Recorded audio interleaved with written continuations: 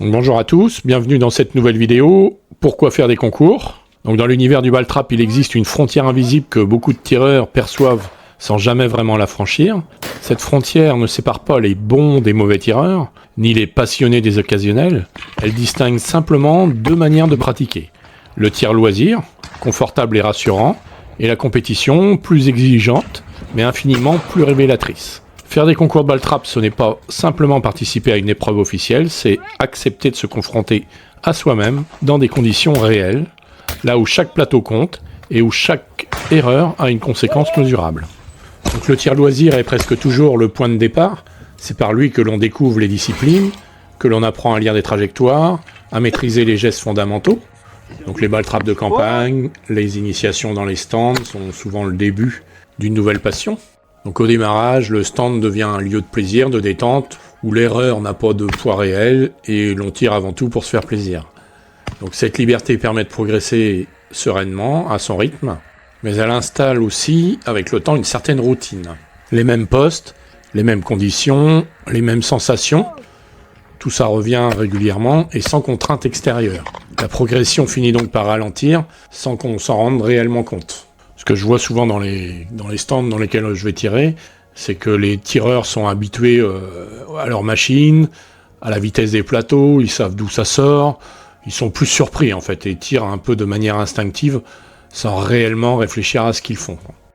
Et donc à mesure que l'expérience augmente, le tireur loisir atteint souvent un palier, donc les plateaux sont plus réguliers, il casse de mieux en mieux, fait des 20, des 22, des 23... Les séries sont correctes et le sentiment de maîtrise s'installe. Mais pourtant, il fait beaucoup d'erreurs, qui sont des automatismes imparfaits. Il y a des baisses de concentration. Le mental n'est jamais réellement mis à l'épreuve. Donc sans pression, il est difficile de savoir si un bon score reflète un réel progrès ou simplement des bonnes conditions de tir ce jour-là. Donc c'est à ce moment-là que la compétition peut devenir un véritable levier d'évolution.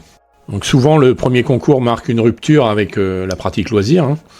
L'inscription, le rythme est imposé, les horaires, les arbitres, les règles, le tirage des planches, tout ça, ça crée un cadre strict et l'atmosphère est bien différente en fait, plus concentrée on va dire. Donc ici, le tireur ne choisit plus quand il tire, il s'adapte. Donc chaque plateau prend une valeur nouvelle car elle est désormais associée à un score. Donc c'est cette simple transformation qui modifie profondément la perception du tir. La pression est souvent la principale crainte des tireurs qui hésitent à faire des concours. Peur de rater, peur du regard des autres, peur de ne pas être à la hauteur. Pourtant, cette pression n'est pas un obstacle, mais un révélateur. Elle met en lumière la solidité des automatismes, la qualité de la préparation, la capacité à rester concentré et à s'adapter aux trajectoires.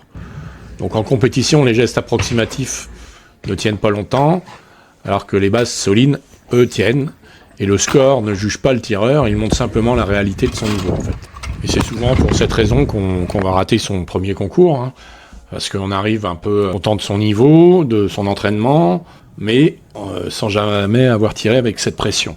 Et donc c'est là qu'il va falloir changer sa perception du tir, et c'est l'un des grands apports de la compétition, c'est la capacité à transformer un tir en une information exploitable pour son entraînement ou sa progression. Donc un 0, un plateau raté, n'est pas juste un mauvais événement, c'est un geste à analyser. Donc avec les concours, le tireur va apprendre à s'interroger sur son timing, sur sa vision, sur sa préparation mentale, sa gestion de l'attente. Dans certaines compétitions, parfois il y a 2 heures entre chaque tir. Donc cette approche analytique, on va dire, modifie la manière de s'entraîner et donne du sens à chaque séance. Normalement, parce que je vois dans tous les stands où je pratique un peu, beaucoup de tireurs tirent pour tirer, sans réellement réfléchir, ils prennent les plateaux, les menus les uns après les autres, et en fait on devrait tous s'analyser et ne tirer que les plateaux qui nous posent problème. Mais la configuration des stands ne permet pas toujours cette pratique, donc si jamais vous pouvez, essayez de cibler les plateaux problématiques, pour pratiquer des séries avec ces plateaux-là.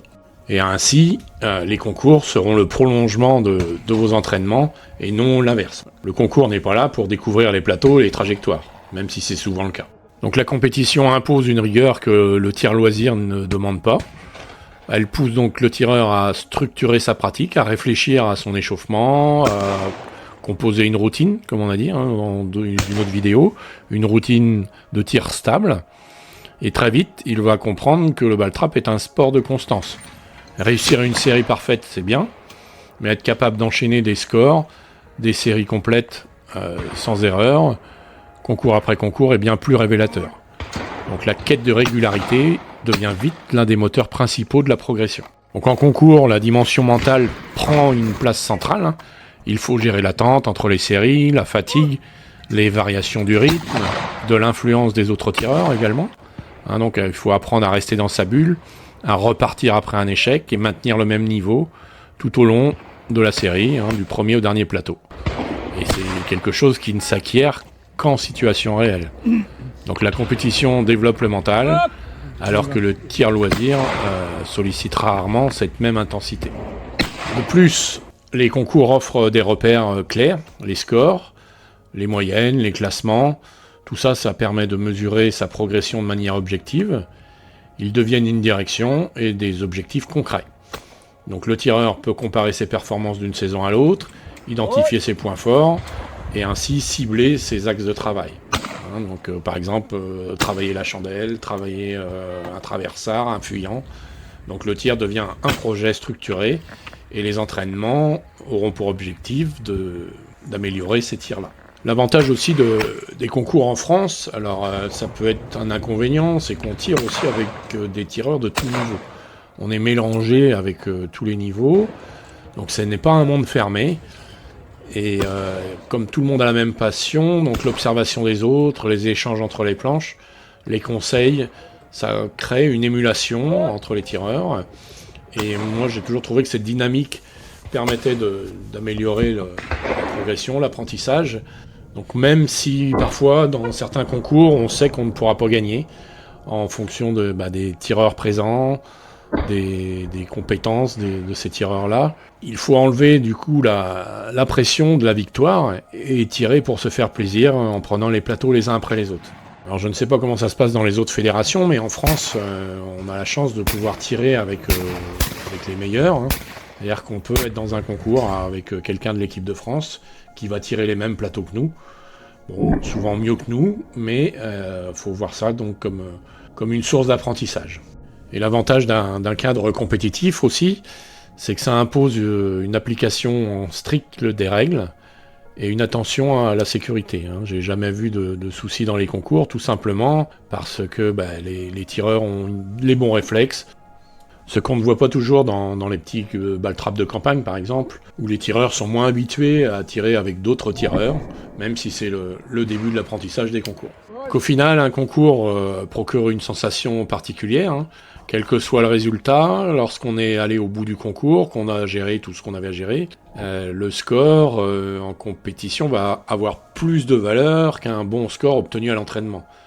Car il reflète en fait une performance accomplie dans des conditions plus exigeantes. Donc en fait, faire des concours ne signifie pas renoncer à s'amuser. Cela change simplement la nature du plaisir, en fait, qui devient plus intense, plus conscient et plus mérité. Donc chaque plateau cassé est le fruit d'une concentration, alors que le tir loisir garde sa place comme moment de détente et de travail technique. La compétition donne une profondeur supplémentaire. Donc en conclusion, si vous débutez le ball trap ou si vous ne tirez principalement que pour le plaisir, la compétition peut sembler intimidante, pourtant elle n'est pas réservée aux pros. Participer à un premier concours, c'est une expérience, une occasion de découvrir un autre cadre, de mieux comprendre vos réactions et d'identifier les points forts comme les axes de progression. Au premier concours, on ne vise pas le classement, mais on est là pour apprendre. Un premier concours peut devenir un repère dans votre parcours de tireur. Pour les tireurs plus expérimentés, la compétition est un outil incontournable. Elle permet de sortir de sa routine, de maintenir un niveau d'exigence élevé et de continuer à progresser malgré l'expérience déjà acquise. Donc les concours offrent une mesure honnête de la régularité, du mental, de la capacité à performer dans la durée. Ils donnent du sens à l'entraînement et permettent de se fixer des objectifs clairs saison après saison.